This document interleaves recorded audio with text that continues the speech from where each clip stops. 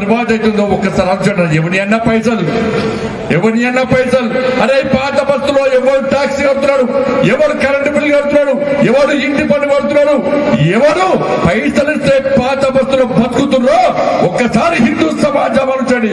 అరే ట్యాక్సులు వసూలు చేస్తారు, దాడులు చేస్తారు, కరెంటు బిల్లు కట్టమంటే దాడులు చేస్తారు.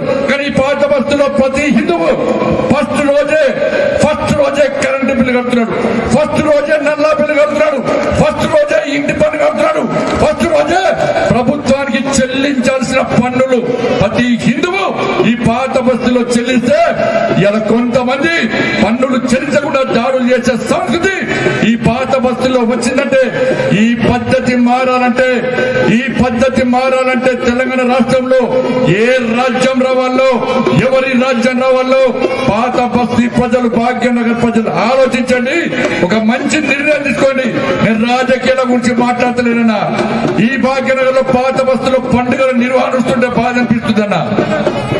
ఇంత ఘోరమైన పరిస్థితిలో పండుగలు నిర్వహించుకునే పరిస్థితి వస్తే ఇలా ఏ విధంగా పండుగలు నిర్వహించుకుంటామో ఒక్కసారి ఆలోచించండి.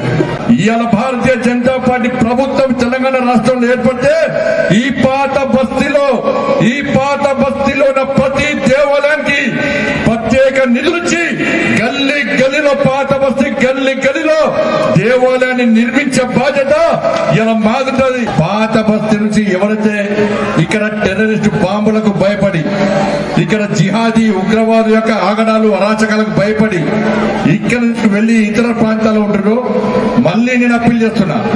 ఈ సింహవాహిని అమ్మవారి సాక్షిగా చెప్తున్నాను. ఆ భాగ్యలక్ష్మి అమ్మవారి